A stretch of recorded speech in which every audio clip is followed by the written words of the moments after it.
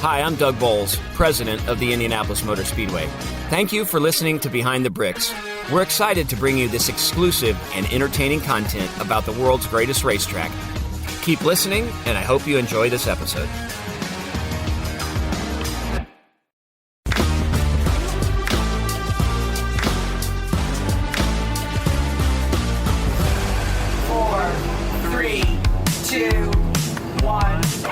Hey, Indianapolis Motor Speedway fans, Doug Bowles here with you for another episode of Behind the Bricks. You know, in a previous episode, we talked about how the TV compound was moving from inside the racetrack to out here behind turn 4, but you didn't get to see it when it's in operation. All these trucks, the satellites, the people that are out here, they make that magic on TV, on NBC that we love so much when we watch our NTT IndyCar series. I want to take you inside and see all the things that go behind making that TV look great.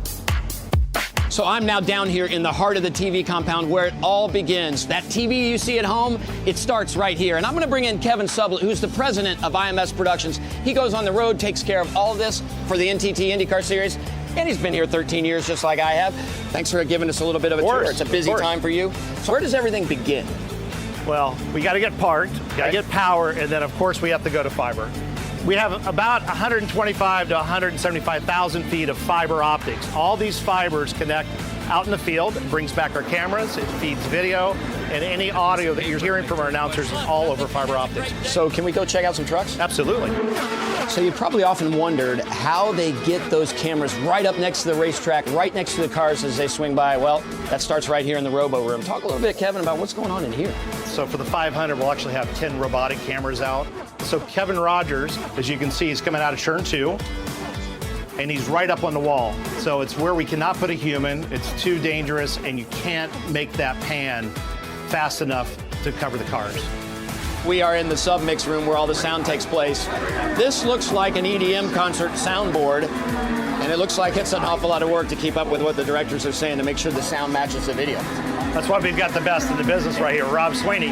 His job is to surround all that video with all the audio that's right there. So we're on an onboard currently. For the viewers at home, without that audio, it sounds like... The sound is what makes it so magical. So this is the three-dimensional element that ties everything together. So one of my favorite parts, and I know one of your favorite parts, is watching those onboard cameras, and this is where it all happens. So Kevin, what's going on in here? So we've got 15 onboards for the Indy 500, which is very, very cool. So there's 3 locations on every car that's going to have a camera. One on the roll hoop, one facing back towards the driver, and then one out the nose, which is probably my favorite, especially on a street and road course, because it really shows you the speed.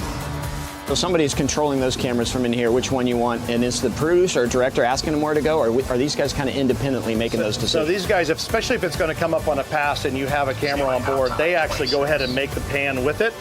Each of these operators have a joystick in front that controls that top roll hoop camera. The other ones are fixed locations only, but they kind of fly by the seat of their pants. If it's coming, they're gonna pan with it. So what happens when you get stuff on a lens? Well, that's a great question. It's called a tape. They push this little button and it moves the tape in front of the lens and it clears it. So whether it's the 75 cameras that we have around the racetrack and in the cars, or the RoboCams, or the graphics, it has to go through somewhere before it gets to your TV. It starts right here. So this is HD5, it's our main mobile unit. So how many people are in this truck on race day? I'd say somewhere around 30. Well, let's go in and check it out, that's all right. It's controlled chaos. I'm sure it is, I can't wait to see it. So these machines are called EBSs, they're hard drive based replay machines.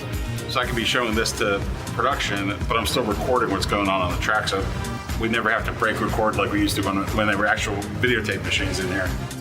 So all of what we've seen ends up filtering through this part of the truck, and this is the last time somebody sees it before you get to see it. Kevin, what's going on in here right now? So up front on the right-hand side, we've got Daryl, who's our technical director. He pushes all the buttons. Anything you see on your TV, be it a camera, a replay, a graphics, all goes through his board. The guy to his left is Sean Owens. He's our director. He is responsible for the overall what's happening on the track right now.